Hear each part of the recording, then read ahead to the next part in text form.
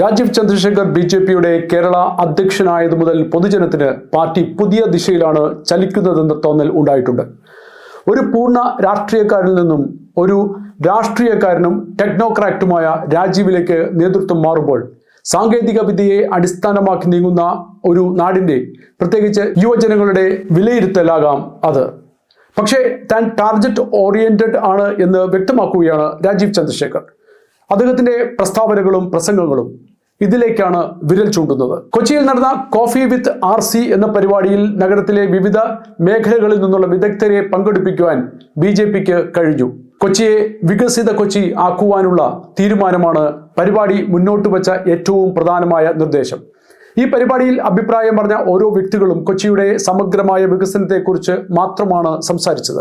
എല്ലാവിധ ഇൻഫ്രാസ്ട്രക്ചറും public സർവീസസിന്റെ planning ആണ്.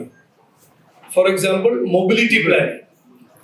ഇന്ന് കൊച്ചിയുടെ പോപ്പുലേഷൻ, ഈ ഗ്രേറ്റർ കൊച്ചി പോപ്പുലേഷൻ X ആണെങ്കിൽ അടുത്ത 10 കൊല്ലം അത് X ടൈംസ് ഒരു നമ്പർ ആവില്ല.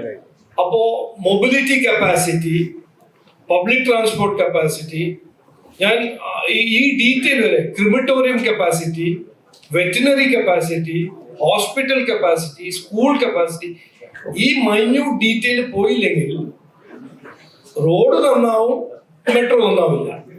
റോഡും മെട്രോ നന്നാവും, മറ്റേ നന്നാവില്ല. ഈ ഞാൻ ഫുൾ റെസ്പോൺസിബിലിറ്റി പറയണേ. ഇന്നത്തെ ഒരു പൊളിറ്റിക്കൽ ഈ രാഷ്ട്രീയ സംസ്കാരത്തിൽ പ്ലാനിംഗ് എന്ന് പറഞ്ഞാൽ അവർ സോണിങ് പ്ലാനിംഗ് ആണ് പറയുന്നത്.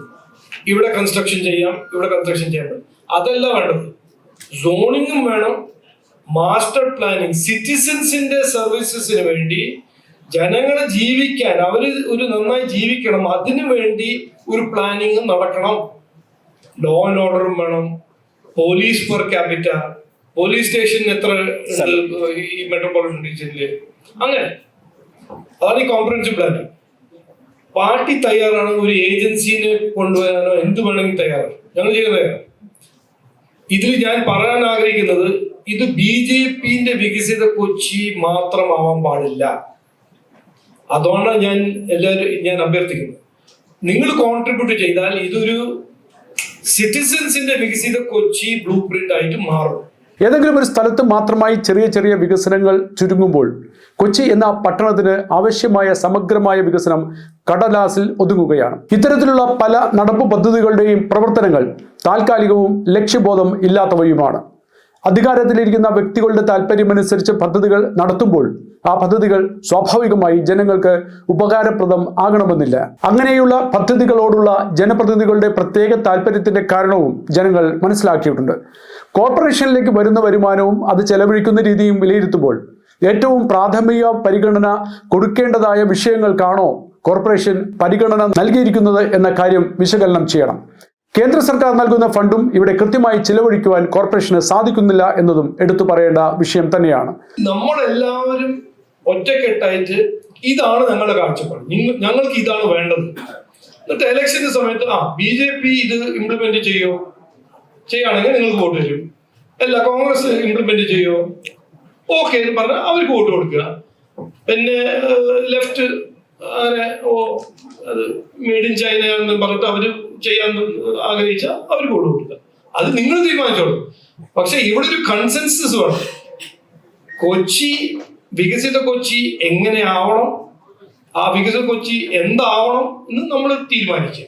രാജീവ് ചന്ദ്രശേഖർ വികസനമാണ് എൻ്റെ അജണ്ട എന്നും വികസനത്തിന് ഒപ്പം നിൽക്കുന്ന പാർട്ടിക്ക് വോട്ട് രേഖപ്പെടുത്തുവാൻ ജനങ്ങൾ കഴിയണം എന്നും പറയുമ്പോൾ സ്വാഭാവികമായും ഒരു വെല്ലുവിളി ഏറ്റെടുക്കുകയാണ്. വിദഗ്ധർ ഉണ്ടാക്കുന്ന ബ്ലൂ പ്രിന്റ് രാഷ്ട്രീയക്കാരുടെ മുന്നിലേക്ക് വച്ച് ഇത് ആർക്ക് ചെയ്യാൻ കഴിയും എന്ന ചോദ്യം പൊതുജനം ചോദിക്കുമ്പോൾ ഇത് എനിക്ക് ചെയ്യാൻ കഴിയും എന്ന് പറയുന്ന ആ രാഷ്ട്രീയത്തിന് മാത്രം വോട്ട് നൽകി വിജയിപ്പിക്കുന്ന അവസ്ഥയിലേക്ക് മാറണമെന്ന് രാജീവ് ചന്ദ്രശേഖർ ആവശ്യപ്പെടുന്നത്. അത് ഏത് പാർട്ടി ചെയ്താലും അവർക്ക് വോട്ട് നൽകണമെന്ന് അദ്ദേഹം അടിവരയിട്ട് പറയുന്നു. ഇങ്ങനെ പറയുവാൻ കേരളത്തിലെ ഏത് രാഷ്ട്രീയക്കാരന് ചങ്കൂറ്റം ഉണ്ടാകും? ഈ ചങ്കൂറ്റമാണ് രാജീവിനെ വ്യത്യസ്തനാക്കുന്നത്.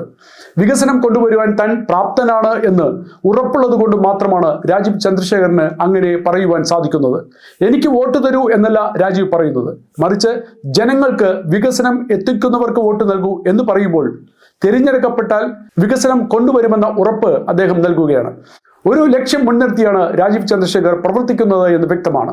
വിവിധ മേഖലകളിലുള്ള വിദഗ്ധന്മാരുടെ സാന്നിധ്യം കൊണ്ട് ശ്രദ്ധേയമായ ചടങ്ങിൽ വസ്തുനിഷ്ഠമായ നിർദ്ദേശങ്ങളാണ് ഉയർന്നു വന്നത്. വികസനം ജനങ്ങളുടെ അവകാശമാണെന്നും അതിനുവേണ്ടി തലമുറകൾ കാത്തിരിക്കേണ്ട ഗതികേട് ഇനി ഉണ്ടാവരുതെന്ന അഭിപ്രായം ആ ചർച്ചയിൽ വ്യക്തമായി ഉയർന്നിരുന്നു.